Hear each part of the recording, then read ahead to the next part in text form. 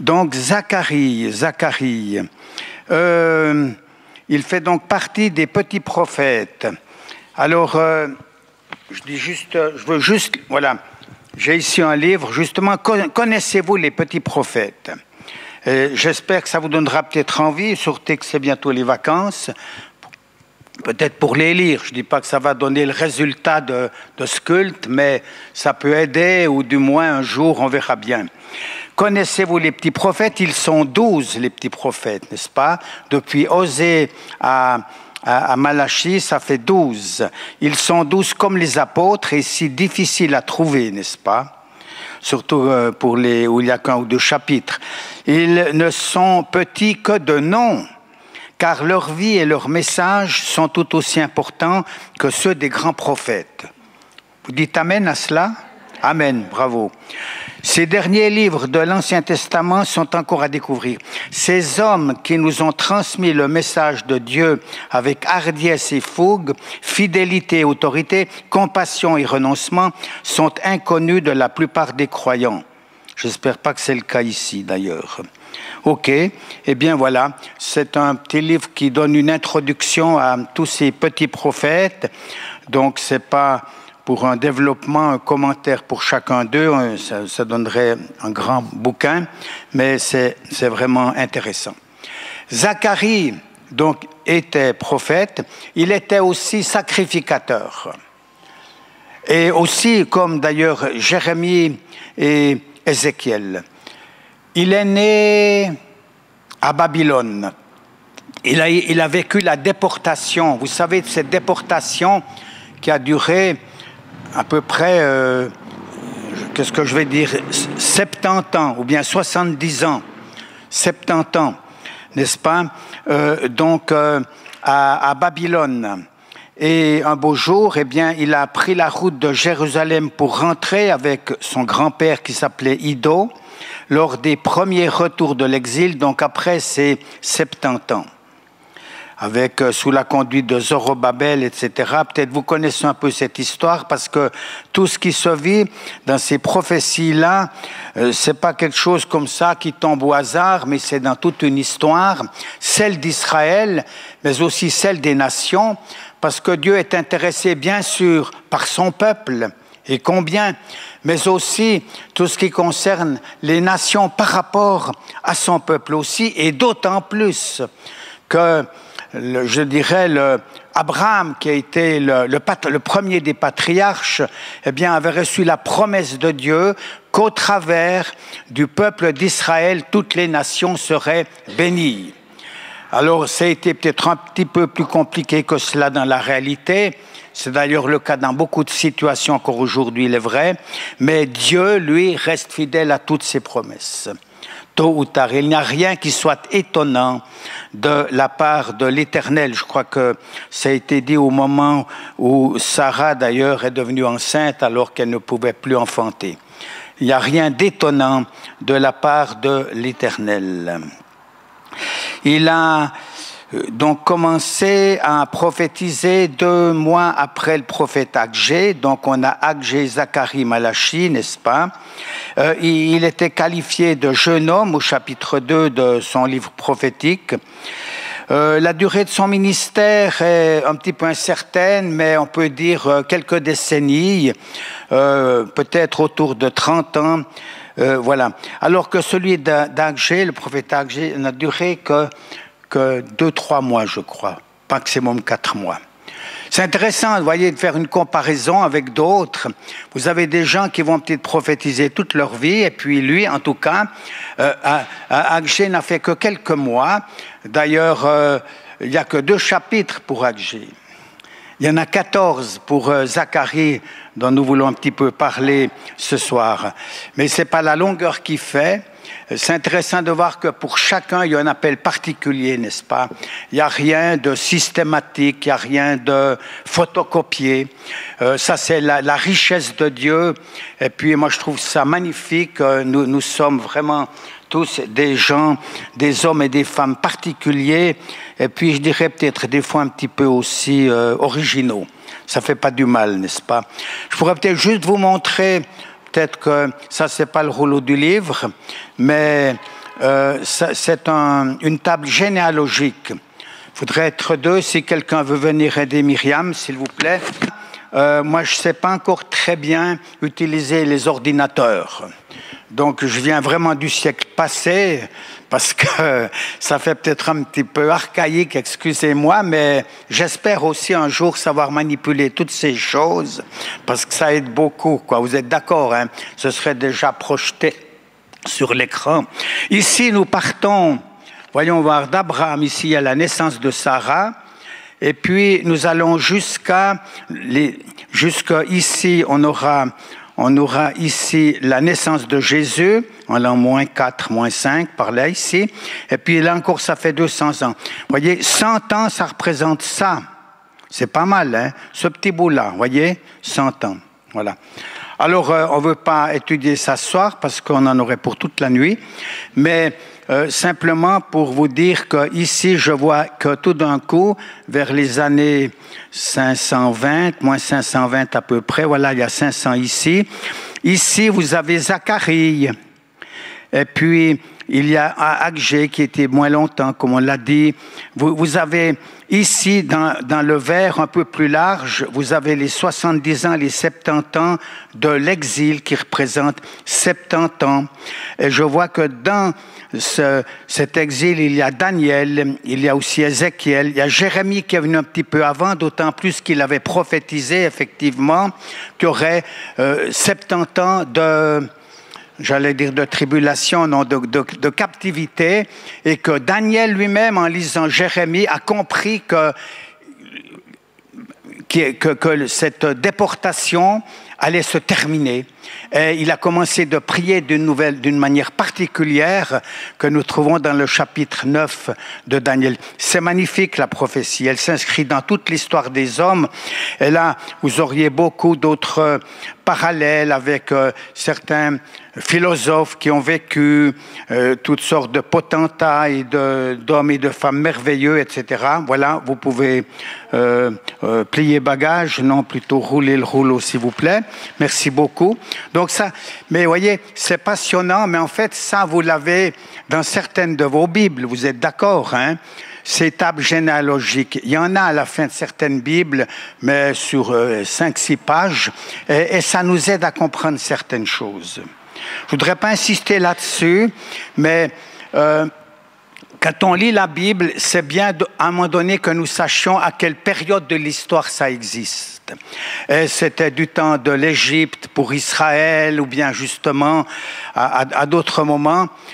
Nous connaissons bien, par exemple, le verset qui dit que la joie de l'Éternel sera notre force. Amen.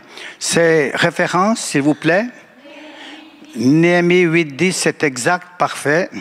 Je l'ai revu tout à l'heure pour être sûr de pouvoir répondre, moi aussi, merci beaucoup. Voilà. Eh bien, ça s'est passé au moment où il y avait cette reconstruction qui venait, au retour de l'exil, et malgré tout ce qu'il y avait comme travaux, comme problèmes, comme difficultés, eh bien, Néhémie, qui a encouragé les gens, recevait de la part du Seigneur, la joie de l'Éternel sera votre force. Amen. Alléluia. Voilà. Alors revenons quand même un petit peu à notre cher Zacharie. Qu'est-ce qu'on pourrait dire sur lui? Oui, dans Matthieu 23, il semblerait qu'il est question du sang versé avec Abel et aussi jusqu'au prophète Zacharie. Et il semble que ce serait ce Zacharie-là. Il y en a un autre aussi qui est mort par lapidation, mais on dit plutôt que ce serait celui-là. Ça veut dire que le Seigneur relève là que le premier des martyrs, ça a été Abel, et que, je ne veux pas dire le dernier pour le Premier Testament, ou ce qu'on dit des fois l'Ancien Testament, ce serait Zacharie, mais en tout cas dans ce qui est mentionné, c'est quand même lui qui serait nommé en dernier. Donc il serait vraiment mort en martyr. C'est pas forcément facile d'être prophète, mais c'est vrai pour beaucoup d'autres choses d'ailleurs, bien entendu. Il y en a qui ont opéré des miracles de la part du Seigneur. Et puis, je vous avais parlé de Lazare l'année passée, vous vous souvenez, je crois à la même époque, sa résurrection magnifique. Et puis voilà que tout d'un coup, Lazare, on voulait le liquider. Il était une preuve trop évidente de la puissance de Dieu. Donc, il y a des choses comme ça qui sont pas toujours faciles. Et d'être prophète non plus, effectivement, c'est aussi le cas.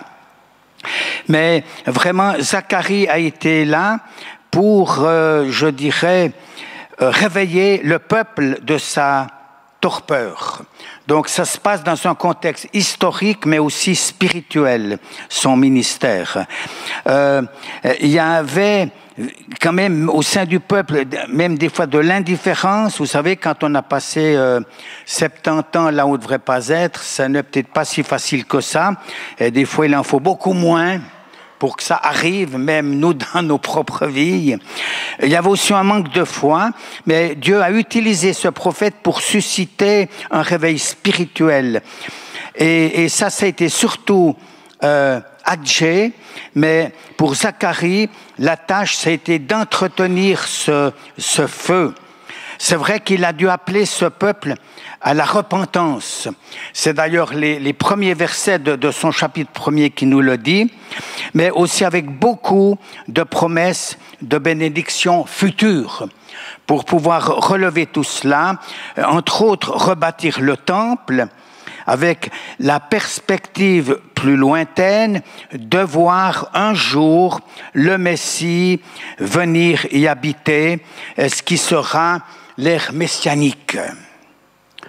Alors, il y a beaucoup de choses maintenant dans ces prophéties qui sont réalisées, mais il y en a d'autres qui seront à venir encore. Donc, c'est fou comme ça s'étale, cette dimension de prophétie. C'est peut-être pas toujours facile de comprendre, d'interpréter et puis de placer ça à quel moment dans l'histoire du monde. Vous voyez, même dans le schéma qu'on a vu tout à l'heure. Mais petit à petit, ça vient, ça c'est clair. Et puis, il y a des choses qui disent, oui, ça peut être ça, peut-être un petit peu autrement. On mentionnera peut-être tout à l'heure des exemples, on verra. Mais en tout cas, c'est là dans un but vraiment extrêmement positif. Il a vraiment encouragé ses compatriotes qui étaient encore malgré tout sous une certaine oppression païenne. Et on l'oublie trop souvent.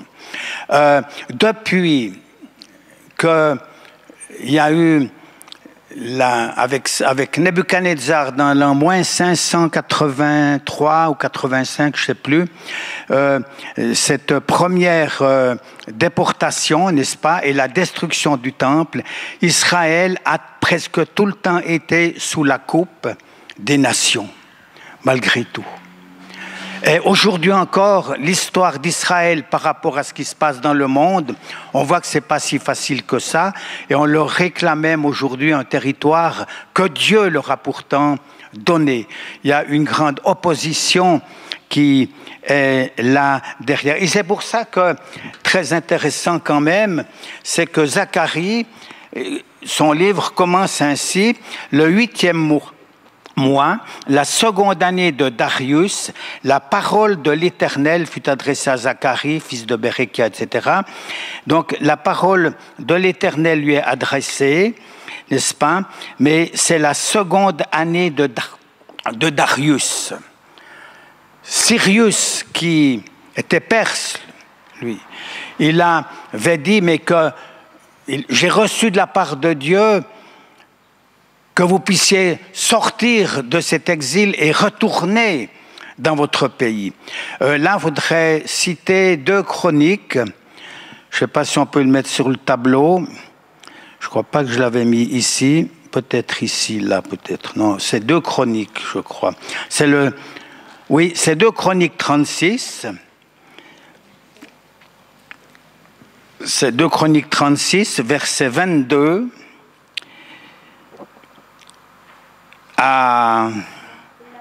Voilà, merci beaucoup, 22 à 23. La première année de Cyrus, sur la Perse, l'Éternel réveilla l'esprit de Cyrus, roi de Perse, afin que s'accomplisse la parole qu'il avait prononcée par Jérémie. Celui-ci fit faire de vive voix et même par écrit la proclamation que voici dans tout son royaume. Et au verset 23, il est dit « Ainsi parle Cyrus, roi de Perse. » Écoutez bien, pourtant c'est un roi païen. « L'Éternel, le Dieu des cieux, m'a donné tous les royaumes de la terre. » Vous vous rendez compte de cela? Alors, je ne sais pas s'il est un petit peu gonflé, mais en tout cas, c'est ce qu'il dit, que Dieu lui a donné tous les royaumes de la terre et m'a désigné pour lui construire un temple à Jérusalem en Juda, qui parmi vous fait partie de son peuple, que l'Éternel, son Dieu, soit avec lui et qu'il monte. C'est pas magnifique, ça? Waouh! Dieu peut utiliser n'importe qui, même des hommes qui ne sont pas tout à fait, je ne sais pas. Il a des instruments. Nebuchadnezzar, un roi païen, à un moment donné, dans une des prophéties, l'Éternel dit, Nebuchadnezzar, mon serviteur. Tout d'un coup, il y en a qui deviennent serviteurs de Dieu comme ça, peut-être même à leur insu. Et même aujourd'hui, essayons de saisir ces choses, je vous en prie, et de recevoir peut-être une autre façon d'aborder toutes sortes de problèmes politiques, économiques et tout, mais davantage selon la parole de Dieu. Et non pas selon tout ce que les médias nous disent, et parfois même ce qu'on entend, parfois, hélas, dans nos milieux chrétiens. C'est très sympathique tout cela, mais il faut vraiment de plus en plus que nous soyons vraiment ancrés dans la parole de Dieu, dans la prophétie. Et c'est pour ça que c'est passionnant de lire ces histoires, voyez-vous. Bon, on ne veut pas longer là-dessus, mais ici, on voit qu'il s'agit de Darius, et dans toute l'histoire biblique aussi, j'aime tellement aussi quand il y a eu la naissance de Jésus, il est question des gouverneurs qui existaient, il y avait Hérode, etc. À telle et telle année, tout est daté aussi, voilà. Mais seulement ça ne va pas durer à tout jamais. Mais Jésus, dans l'évangile de Luc, va dire que Jérusalem sera foulée aux pieds par les nations, jusqu'à ce que se termine le temps des nations. Le temps des nations, c'est nous les païens. Mais ce temps va se terminer et peut se terminer d'un jour à l'autre. Et là, vraiment, nous arriverons à la fin des temps, vraiment. Et les relations avec Israël vont encore complètement changer par rapport à son Dieu. Et là, ça va permettre de déclencher toute une suite de prophéties. Zacharie, son nom signifie « l'Éternel s'est souvenu ». Alors Dieu lui a rappelé beaucoup de choses et qu'il a pu communiquer. Ne pensez pas que je vous ai laissé. Ne pensez pas que je vous ai abandonné. Malgré cet exil qu'il a tout. Revenez à moi de tout votre cœur, dit l'Éternel, et je reviendrai à vous. Zacharie égale l'Éternel s'est souvenu. Et ça, c'est tout un programme pour nous-mêmes, à nous souvenir que même si parfois on pourrait se sentir délaissé, abandonné, eh bien, pensons à Zacharie, l'Éternel s'est souvenu. Et dans le fond, son papa s'appelait Berechias.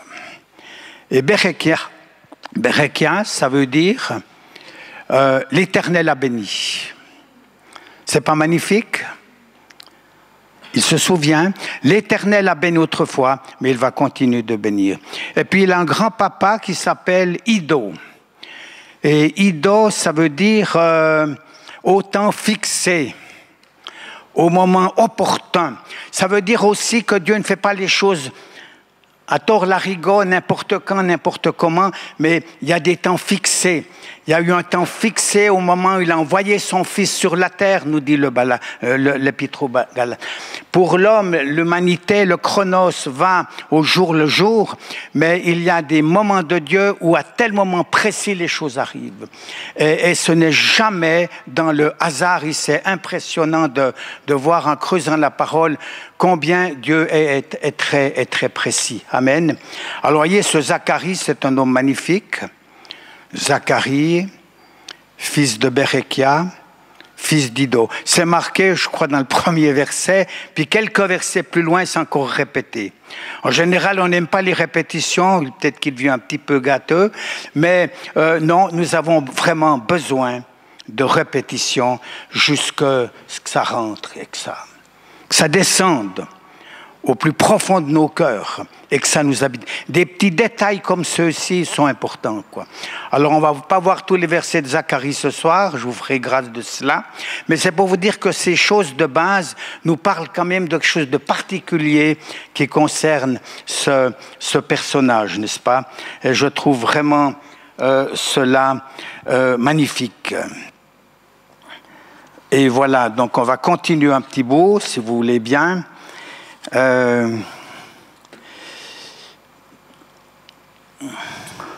Tout à l'heure, on parlait du fait que l'Éternel se souvient. Là, on voit ça a déclenché au travers de Zacharie de la repentance, des nouvelles relations, une restauration, un rétablissement. Et quelque part, il y en a qui ont dit que ces 3 derniers prophètes du Premier Testament, de l'Ancien Testament, eh bien, c'était comme un trio qui travaillait ensemble, même si Malachie est venu un tout petit peu plus tard, n'est-ce pas? Mais par exemple, Agé va dire, c'est incroyable les coïncidences qu'il y a entre eux, puis en même temps leur spécificité, chacun dans des domaines bien précis et bien pointus. Par exemple, dans Agé, verset 9, je vous le lis comme ça, Agé 9, il est dit que la gloire de cette maison sera plus grande que la première. C'est pas magnifique, ça? Elle sera plus grande que le premier temple. Ah oui. Et nous utilisons des fois ce verset, je sais pas, même pour la nouvelle église qui va naître, un projet nouveau qui va au-delà du premier. Donc, tout en gardant le contexte, le sens premier de tel et tel verset biblique, c'est vrai que parfois nous l'appliquons dans d'autres domaines, mais c'est quand même toujours bien de savoir la racine au départ de ce verset. Spirituellement aussi, je crois quand même que c'est important. Mais on ne va pas demander ça à des nouveaux convertis, bien entendu. Mais c'est tellement fort et passionnant. Il dit l'Éternel des armées, etc. Voilà, ici, il y a ça dans Agé, au verset 4 à 6 avant, Dieu dit, fortifie-toi Josué, Jotsadak, souverain sacrificateur, etc., fortifie-toi et travaillez car je suis avec vous, dit l'Éternel des armées, je reste fidèle à l'alliance que j'ai faite avec vous quand vous êtes sortis d'Égypte et mon esprit est au milieu de vous, ne craignez pas. N'oubliez pas, je vous ai tiré d'affaire au pays d'Égypte, eh bien, je suis prêt à renouveler ce que j'ai fait autrefois, même si vous avez dû passer par des moments difficiles, d'épreuves, de tribulations, etc., etc. Tout ça, ce sont des promesses qui peuvent devenir même stimulantes pour nous, tout en les replaçant dans leur contexte et qui pourront encore certainement se réaliser par la suite. Ça, c'est toute la force de la parole de Dieu et je dirais de tout ce qui est prophétique. Et vraiment, c'est quelque chose de magnifique. Je ne veux pas vous lire dans Malachie aussi, mais ce serait tellement pourtant intéressant de le lire parce que les minutes passent, bien sûr. Sinon, je pourrais encore vous dire, par exemple, concernant ce livre de Zacharie, c'est que c'est le livre le plus messianique, le plus apocalyptique, le plus eschatologique de tout l'Ancien Testament. C'est pourtant un petit prophète. Bon, il y a 14 chapitres, mais vraiment... Alors, c'est extraordinaire, justement. Il traite principalement de Jésus-Christ, avec un accent particulier sur sa gloire à venir, source de réconfort pour Israël. Et avec ce qui se passe actuellement, et pour prendre la dernière situation du mois d'octobre, pour ne prendre que ça, eh bien, voyez-vous, Dieu dit, au travers de son serviteur, je vais vous le retrouver, c'est dans Zacharie chapitre 1er, verset 13, l'Éternel répondit par de bonnes paroles, par des paroles de consolation à l'ange qui me parlait. Et puis peut-être encore le verset suivant, je crois, 14. Et l'ange qui me parlait me dit, crie et dis, ainsi par l'Éternel des armées, je suis ému d'une grande jalousie pour Jérusalem et pour Sion, et je suis saisi d'une grande irritation contre les nations orgueilleuses, car je n'étais que peu irrité, mais elles ont contribué au mal. Et puis juste après, il est du verset 17, crie de nouveau et dit, mes villes auront, verset 17, mes villes auront encore des biens en abondance. L'Éternel consolera encore Sion, il choisira encore Jérusalem. Comment? Oui, bon. Dans l'hébreu, c'est Tsebaoth, je préfère l'Éternel des armées, je le dis tout de suite, n'est-ce pas, que le maître de l'univers. Mais c'est comme ça, l'hébreu c'est Tsebaoth. Mais c'est bien, voilà, ça dépend des versions. Il y a combien de fois l'Éternel des armées, je vais vous le dire tout à l'heure, quoi. Vous voyez qu'on est dans des combats extraordinaires. Extraordinaire. Là derrière, il y a des puissances infinies qui agissent, autant de la part du Seigneur qui agit que des armées mauvaises. Dans l'Apocalypse, il est dit que l'ennemi sait qu'il a très peu de temps, il est animé d'une grande colère, et je crois que nous sommes déjà, en tout cas un peu, moi je ne sais pas exactement dans le degré exact, bien sûr, mais il y a une augmentation qui est là, mais c'est aussi pour nous préparer pour la suite et que nous puissions vraiment la vivre au mieux. Et vraiment, comme il a dit, ils l'ont vaincu à cause du sang de l'agneau et à cause de la parole de leur témoignage. La victoire nous est assurée, mais nous sommes vraiment dans un combat, nous sommes vraiment dans un champ de bataille, et toutes ces paroles prophétiques peuvent vraiment puissamment nous stimuler finalement, quoi, vraiment. Je voulais rechercher maintenant ici où j'en étais. Ah oui, voilà. Il y a dans le Nouveau Testament 40 citations, 40 références bibliques qui viennent de Zacharie. Vous n'avez aucun texte, aucun Bible prophétique qui en a autant. C'est impressionnant. 40 pour les 14 chapitres. Alors, on ne le voit pas toujours textuellement, mais par exemple, je ne sais pas, dans Zacharie 12.10, je lis comme ça, Zacharie 12.10, j'en ai pris un, je ne veux pas dire au hasard, mais comme il se présentait, 12.10, où il est dit, Dieu va leur renvoyer un esprit de grâce, de supplication, et ils tourneront les regards vers moi, celui qu'ils ont percé.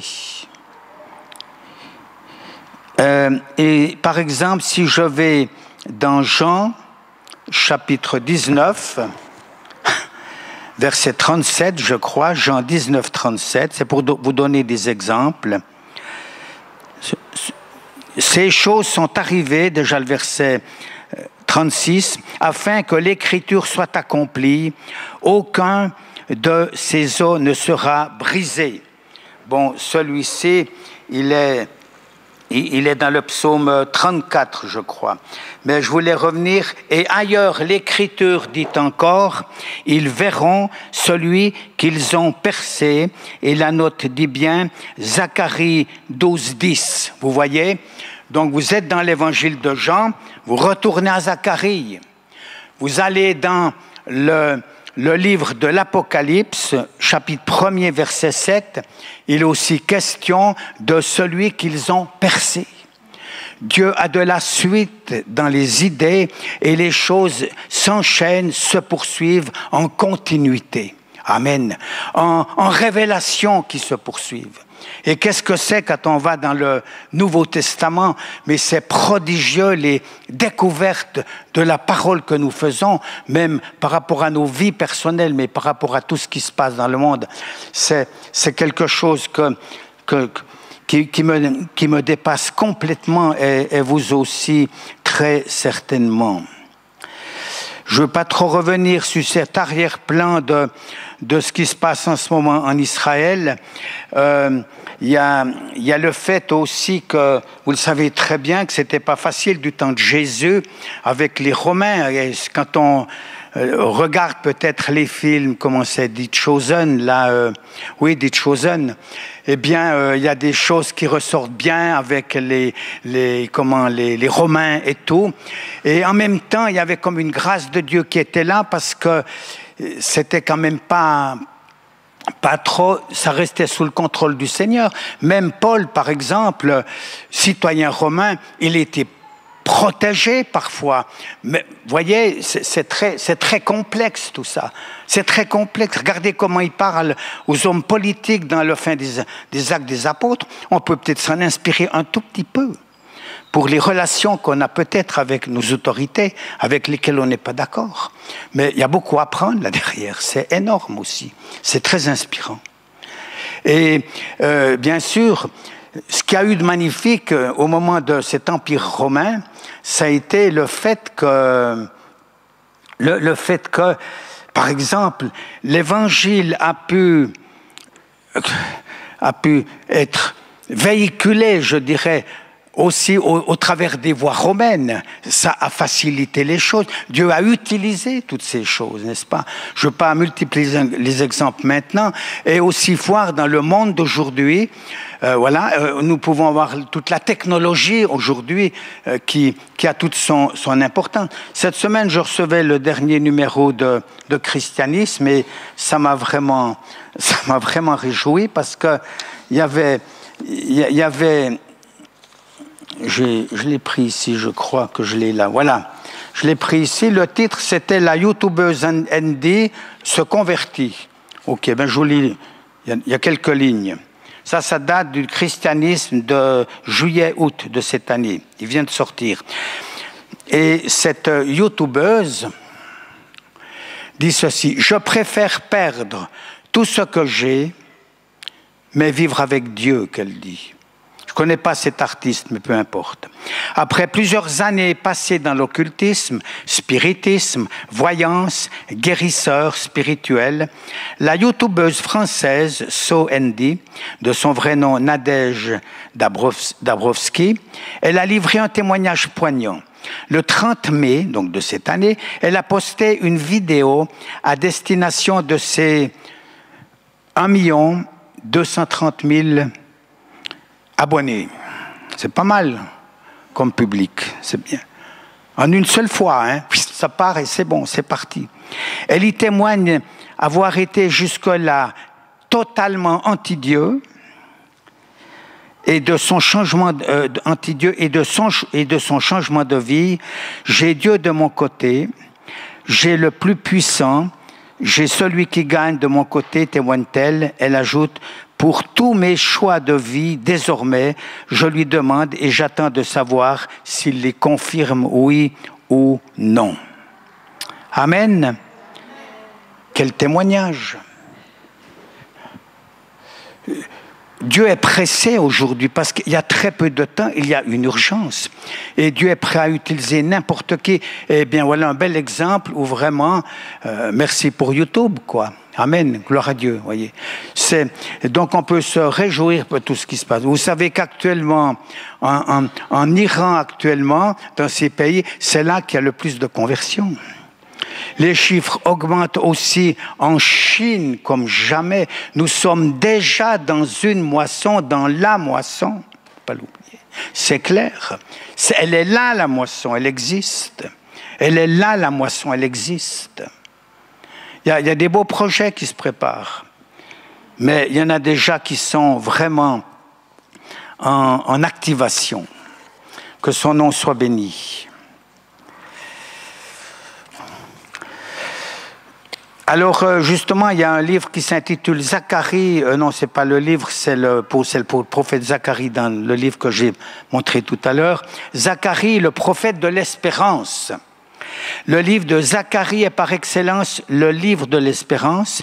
Il renouvelle la confiance du peuple de Dieu. Il fait briller devant lui avec force les promesses du passé et en relève de nouvelles. Ces prophéties sont comme une lampe qui éclaire le chemin des croyants et leur montre le dessein final de Dieu. Luther l'appelait la quintessence des prophètes. Oui, ça ne date pas d'aujourd'hui, hein. Frédéric Godet, Zacharie est là comme le voyant placé sur la plus haute cime de la chaîne la plus avancée du massif prophétique. Son regard domine l'avenir du peuple de Dieu jusqu'à ses plus lointains horizons. Zacharie affirme avec force que Dieu interviendra de nouveau en faveur de son peuple et accomplira dans la personne du Messie toutes ses promesses. Alléluia. Et pour nous qui sommes, on va dire, l'église des païens, n'oublions pas que le Seigneur a dit, qu'est-ce qu'il a dit? Il est en train de construire son église et dans ce contexte-là, il va le dire, les portes du séjour des morts ne prévaudront point contre elle. Amen. Quelle sécurité, quelle garantie, c'est vraiment remarquable. Voilà, je pense que le temps passe, je ne veux pas dire qu'il presse, mais il passe, en tout cas, ça c'est sûr. Qu'est-ce qu'on pourrait encore partager? Je pourrais dire 2, 3 choses que j'avais notées, que je trouve intéressantes. Donc c'est juste pour rester quand même un petit peu dans la personne de Zacharie, un tout petit peu de son œuvre, même si on ne peut pas rentrer dans tous les détails. Quand on introduit ce sujet sur Zacharie, il y a par exemple le fait qu'on a parlé de l'Éternel des armées tout à l'heure, n'est-ce pas? Environ 50 fois. Déjà 3 fois dans les premiers versets. Ça revient, c'est répété pour montrer Pour nous, l'Éternel des armées, c'est peut-être la guerre, la paix, etc. Mais nous avons tous ce monde invisible. Il est beaucoup question des anges, justement, aussi, surtout dans les premiers chapitres. Et c'est l'ange, des fois, qui parle. C'est l'ange qui intervient. C'est l'ange qui vient sur la terre pour voir ce qui se passe. Et ils retournent et disent, nous avons visité la terre, elle est calme, elle est tranquille. Ah bon, il n'y a pas de problème, ça va pas si mal que ça. Tout va bien, oui. Il faut lire la suite, c'est bien, n'est-ce pas? Mais il y a des anges qui viennent. Il y a des anges qui sont là ce soir. Il y a les bannières, il y a la présence de Dieu, il y a l'onction qui est là. Il y a sa présence. Et d'ailleurs, dans Zacharie, on va trouver un texte magnifique pour la vie de l'esprit, puisque Zacharie va dire, ce n'est ni par force, ni par puissance, mais par mon esprit, dit l'Éternel des armées. Vous savez, il y a le drapeau, bien sûr, israélien, n'est-ce pas, avec l'étoile de David, mais il y a aussi, par exemple, un autre qui est où vous avez le chandelier, n'est-ce pas, parce qu'il est aussi question de chandelier dans Zacharie. Il est question des 2 témoins. J'aurais dû prendre la photo, mais enfin, tant pis. Vous avez le chandelier, vous avez les 2 témoins. Interprétation probable, qui est reprise d'ailleurs dans l'Apocalypse, attention, parce que Dieu a de la suite dans les idées, et là la révélation, alors ça continue, n'est-ce pas, bien entendu, mais n'empêche que ces 2 témoins, c'est probablement Zorobabel en tant que l'autorité, la royauté, et puis l'autre, c'est la sacrificature, c'est-à-dire Josué, qu'on trouve justement dans Zacharie, et les 2 se rejoignent, ce qui est le roi et la sacrificateur. Et ça date pas du moment ici de Zacharie, mais déjà dans Exode 19, l'Éternel veut faire de son peuple un royaume de sacrificateurs. Il n'était pas possible d'être roi et sacrificateur, mais maintenant, comme il est dit, sous l'Alliance nouvelle, et alors les textes, ils existent, nous le savons bien, il a fait de nous un royaume de sacrificateurs. Et jusque dans l'Apocalypse, comment il est écrit dans les premiers versets, « À celui qui nous aime et qui nous a lavés par son sang, il a fait de nous un royaume de sacrificateurs, de prêtres, un royaume. » Il y a la royauté et les deux se rejoignent. Et dans ce schéma de tout à l'heure, il y a la référence de Zacharie où il est dit « ni par force, ni par puissance, mais par mon esprit ». Le Seigneur nous donne les clés. Vous savez bien que pour les disciples, c'était pas facile. Au moment où je allais remonter au ciel, enfin déjà, disons, prenons les disciples d'Emmaüs, ils étaient dépités. Nous pensions que c'est lui qui allait nous délivrer d'Israël, mais jusqu'à maintenant, il paraît qu'il est ressuscité, mais finalement, est-ce vraiment vrai? Et au moment où Jésus se révèle à eux, qu'est-ce qu'il fait le Seigneur? En commençant par Moïse et les prophètes, il leur enseigna tout ce qui le concernait. Alors c'est tout un sujet, hein, mais c'est prodigieux. Donc toute la Torah, tous les prophètes et peut-être encore même les livres historiques, etc. Bref, voilà. Les disciples, au moment où Jésus va remonter au ciel, il leur a bien dit, écoutez, ne quittez pas Jérusalem, mais vous allez dans quelques jours être baptisés du Saint-Esprit, qu'il leur dit. C'est les premiers versets des Actes des Apôtres. Et ils disent, je ne sais pas s'ils ont écouté, s'ils ont entendu. Ça m'étonnerait parce que ils passent à autre chose. Ils disent, mais Seigneur, est-ce en ce temps-ci que tu vas rétablir le royaume d'Israël? Alors il n'a pas dit, écoutez, non, Israël sera remplacé par l'Église, ou bien je ne sais pas tout quoi, n'est-ce pas? Parce qu'alors, là, il y en a tant qu'on en veut, n'est-ce pas? Non, pas du tout. Mais n'empêche qu'il se posait la question. Non, vous allez recevoir une puissance, le Saint-Esprit, et vous serez mes témoins, etc. Il y a des libérations futures qui vont se passer là-bas. Et c'est pour ça qu'il y a des combats tellement énormes. Parce que Dieu ne peut que rester fidèle à ses alliances envers et contre tout. Et j'aime tellement le dire, vraiment pour son peuple bien-aimé. Mais je veux aussi le dire pour l'Église, je dirais l'Église des nations, des païens. Parce que si Dieu était infidèle à l'égard d'Israël, eh bien nous n'aurions aucune garantie pour nous-mêmes non plus. De la cohérence, n'est-ce pas? Alors faisons très attention dans notre façon d'interpréter les choses, même si tout ne va pas toujours comme on le souhaiterait. Dieu aura le dernier mot, à lui soit le règne, la puissance et la gloire. On a juste abordé ces choses comme ça ce soir, n'est-ce pas? Voilà, je ne sais pas, il y a peut-être quelqu'un qui aura besoin d'aller bientôt devant la télévision pour voir le final de... Comment c'est l'euro, là, l'euro, n'est-ce pas? Voilà, l'euro. Bon, mais je crois que ça commence vers les 21h, donc restons calmes, n'est-ce pas? D'accord, restons calmes, voilà. Je ne sais pas, je ne veux pas vous demander qui va, Bon, c'est pas la Suisse, hein, ma fille, tant pis, quoi, c'est pas grave. Mais je suis impressionné, quand même, de voir ces stades qui sont remplis. C'est le sport, c'est beau, pendant ce temps, les gens se font peut-être... En tout cas, pas du mal, disons. Voilà, je ne sais pas. Bon. Mais vous voyez tous ces gens, l'argent qui va là-dedans. Et que... Mais pourquoi est-ce ils sont enthousiasmés? Rien quand on parle de ces choses, c'est quand même tout autre chose, vous êtes d'accord ou bien? Mais il y a un aveuglement complet. Totalement sourd. Mais c'est grave. Où va le monde maintenant, quoi? Bon, on ne veut pas trop allonger, n'est-ce pas? Voilà, donc nous pouvons remercier le Seigneur. Bon, je pourrais vous dire encore que Il est question de nation 24 fois, Jérusalem, Sion 44 fois, les pierres d'angle, le Seigneur régnera à l'avenir sur le monde entier, il a les regards sur les peuples, etc. Israël reconnaîtra toutes ses fautes et se repentira. Le retour du Seigneur, c'est aussi là. Tout est OK pour nous, c'est vraiment le meilleur, c'est vraiment l'espérance. Alléluia.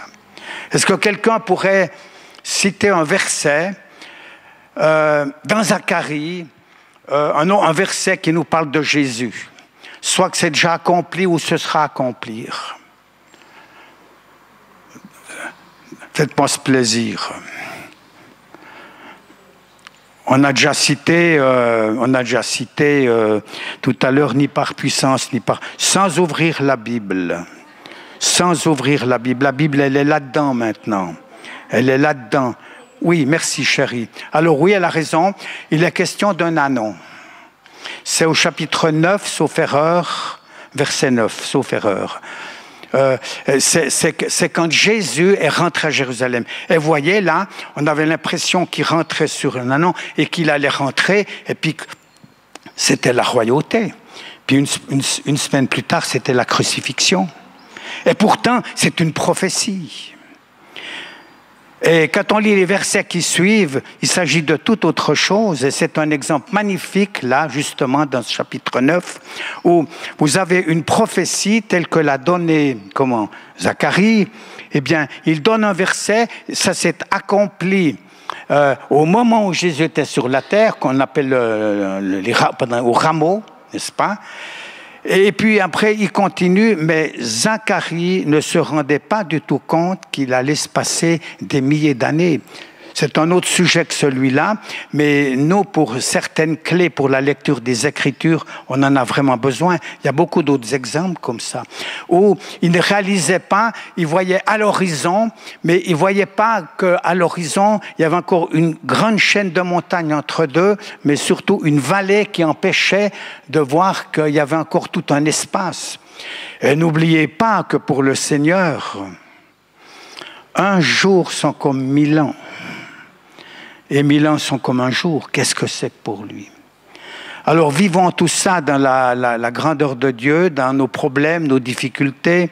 Je ne veux pas allonger nous concernant, mais à la fin du mois, ça fera quand même 1 année et demie que nous allons presque tous les jours à l'hôpital pour voir notre fils qui a eu un arrêt cardiaque, respiratoire et tout. Très profondément lésé au niveau de son cerveau, mais il y a tous des petits miracles qui continuent de venir. Même encore cet après-midi, on était avec lui. Il a fait des choses qu'il n'avait pas faites, que peut-être un petit enfant peut faire. Vous savez, on est dans un truc impossible, mais nous bénissons Dieu de vivre ça, parce que même un psaume nous dit que c'est dans la vallée des larmes que le Seigneur fait des transformations qui nous permettent des lieux où nous découvrons des lieux plein de sources au pluriel. Quelle que soit notre situation, qu'elle soit facile ou difficile, la question elle n'est pas là. Il s'agit d'être dans le plan de Dieu et puis de le vivre vraiment au mieux, et ça peut devenir vraiment des bénédictions. Tout à l'heure, on me donnait encore un verset dans Romains 8 d'ailleurs. Le verset dit qu'il n'y a aucune comparaison entre le moment présent, les souffrances du moment présent et la gloire qui est à venir. Il n'y a aucune comparaison.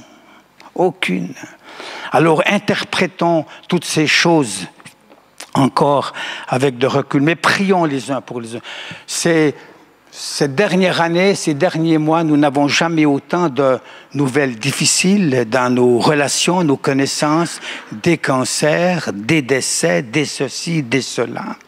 Et on ne veut pas être écrasé par tout cela. Il s'agit d'apporter toutes ces choses au Seigneur et de les vivre au jour le jour, quoi. Mais vraiment, on va dire bien sûr que nous connaissons de prendre des années et qu'avec ça, nos connaissances vieillissent aussi. Et puis que c'est un jour quelqu'un qui demandait à un pasteur, comment tu te portes, comment vas-tu? Cet ami pasteur, il a dit, écoute, la carcasse, la maison se déglingue, mais le propriétaire va bien. Ben, tant mieux, quoi, gloire à Dieu. Et avec le Seigneur, c'est quand même un petit peu beaucoup ça. J'aime bien ça, n'est-ce pas? Nous sommes des retraités, pas très pratiquants, disons, mais retraités quand même, on emporte le nom, de nom, on est des retraités de nom, si vous voulez. Mais un jour, j'ai entendu que vraiment, quand on est retraité, le Seigneur veut continuer de nous retraiter. On doit encore subir un tas de traitements. Et c'est des très bons traitements. C'est une bénédiction. Il veut nous conduire toujours plus loin de gloire en gloire. Que son nom soit béni. Je crois que le temps est quand même passé. J'essaye de faire des messages moins longs parce que je ne suis pas en Afrique. Mais voilà, c'est un plaisir de partager. J'espère que je vous ai dit l'essentiel que je voulais vous partager. C'est vrai que relisez peut-être Zacharie. Bien sûr, vous allez arriver au chapitre 1er, par exemple, et puis vous allez voir qu'il est question de cornes, donc des cornes d'animaux, bien sûr, et de forgerons. Vous dites, mais c'est quoi cette histoire, voyez? Et puis ça encore, c'est assez facile parce que la suite du texte nous explique ce que c'est. Mais c'est très intéressant, c'est passionnant. Mais je vous cache pas que j'ai pas... les 3/4 peut-être de ce livre, moi je comprends pas encore. Hein. Je suis vraiment à l'école. Déjà, j'ai pas fait beaucoup d'études déjà, mais enfin, je continue d'étudier chaque jour, bien sûr, ça m'aide beaucoup. Mais c'est passionnant, et plus on avance, plus on a l'impression que c'est infini comme notre Dieu, qui est aussi infini, plein d'amour et qui désire encore agir, faire beaucoup de choses dans nos vies personnelles, nous fortifier, nous encourager, mais voir aussi des activations, même en allant faire des courses comme on a entendu tout à l'heure. Eh bien, le Seigneur pourvoit d'une certaine manière. Enfin, c'est magnifique ces choses-là. Il était question de bien en abondance tout à l'heure dans une parole qu'on a lue. Vous êtes d'accord? Ça comprend tout. Agé va dire, l'argent est à moi, l'or est à moi.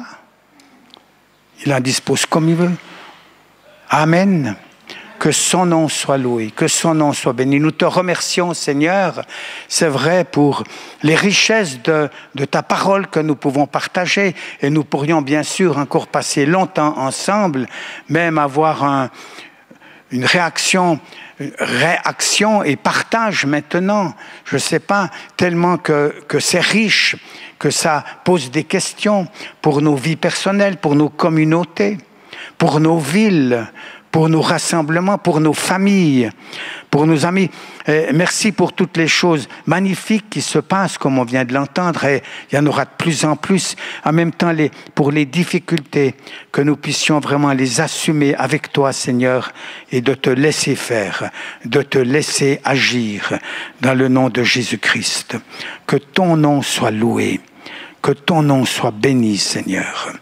Donne-nous le discernement, la sagesse pour savoir dans quel temps nous sommes, que nous devenions de plus en plus prophétiques. Prophétiques déjà avec ces paroles où on peut y passer tout son temps tellement que c'est riche, mais en même temps de donner les dons prophétiques, les dons de prophétie qui se multiplient au milieu de nous, de ton peuple, pour des situations très pratiques, très concrètes, que le vent de ton Saint-Esprit puisse agir. Renouvelle-nous, rebaptise-nous dans le Saint-Esprit, ou plutôt renouvelle-nous, Seigneur, dans ton onction de plus en plus, et que nous puissions être les porteurs de ce témoignage. On te remet ton peuple Israël que tu n'as pas oublié, et que nous prions encore, comme le psaume nous y invite, que nous prions pour la paix de Jérusalem. Ce n'est pas une sottise de le faire, parce que cette chose, elle va venir. Zacharie nous dit que tu poseras tes pieds sur la montagne, sur le mont des Oliviers, et que tu reviens en puissance et en gloire, que ton nom soit hautement béni, et nous t'en remercions. Seigneur, aussi que tu touches des personnes qui ont un problème, une difficulté spéciale dans son cœur, dans son âme, dans un organe. Soyez touchés maintenant par le Seigneur, par l'onction du Saint-Esprit. Soyez renouvelés dans votre relation avec lui. Tu nous aides aussi à pouvoir voir davantage de signes, de miracles et de prodiges, comme on le lit dans les Actes des Apôtres, et tu n'as pas changé pour tout cela, et nous voulons t'en bénir. Merci pour cette assemblée, cette communauté donnée. Merci pour la communion fraternelle. Merci pour chacun, que d'autres puissent vraiment s'ajouter ici, ainsi que tous ceux qui se rassemblent dans ce bâtiment, que nous bénissons aussi. Au nom de Jésus-Christ, tu bénis aussi le pasteur et son épouse, Seigneur, qui sont certainement en vacances. Bénis-les dans ces temps. Oui, c'est vrai, les vacances, c'est aussi pour être vacant, Seigneur, pour être disponible. Que ton nom soit hautement loué et béni, Seigneur, à toi toute la gloire. Voici déjà, bien-aimés, la seconde lettre que je vous écris. Dans l'une comme dans l'autre, je cherche à éveiller par des avertissements votre saine intelligence, afin que vous vous souveniez des choses annoncées d'avance par les saints prophètes. C'est clair? C'est clair. On a fait la liste au début de notre soirée. Hein. Afin que vous vous souveniez des choses annoncées d'avance par les saints prophètes. Combien de fois ça revient dans le Nouveau Testament? Je n'ai pas compté. Et du commandement du Seigneur et Sauveur enseigné par vos apôtres. Vous avez les prophètes, les anciens prophètes ici, vous avez le Seigneur lui-même et puis le ministère apostolique. C'est prodigieux. Là, il nous avertit qu'il y aurait des temps difficiles, des moqueurs, etc. Mais un peu plus loin, il dit bien, c'est donc dans 2 Pierre 3, verset 8 maintenant, « Mais il est une chose bien-aimée que vous ne devez pas ignorer, c'est que devant le Seigneur, un jour est comme 1000 ans, et 1000 ans sont comme un jour. » En ce moment, nous, on vit vraiment jour le jour, et ça va vraiment bien. Le Seigneur ne tarde pas dans l'accomplissement de la promesse, comme quelques-uns le croient, mais il use de patience envers vous. Là, il s'agit de croyants, je tiens à le dire. Hein. Il s'agit de patience envers les croyants. Il use de patience envers vous, ne voulant pas qu'aucun périsse, mais que tous arrivent à la repentance. Le jour du Seigneur viendra comme un voleur. En ce jour, les cieux passeront avec fracas, les éléments embrasés se dissoudront et la terre, avec les œuvres qu'elle renferme, et un peu plus loin, croissez, mais vous donc, bien-aimés, qui êtes avertis, tenez-vous sur vos gardes, de peur qu'entraînés par l'égarement des impies, vous ne veniez à déchoir de votre fermeté. Mais croissez dans la grâce et dans la connaissance de notre Seigneur et Sauveur Jésus-Christ. À lui soit la gloire maintenant et pour l'éternité.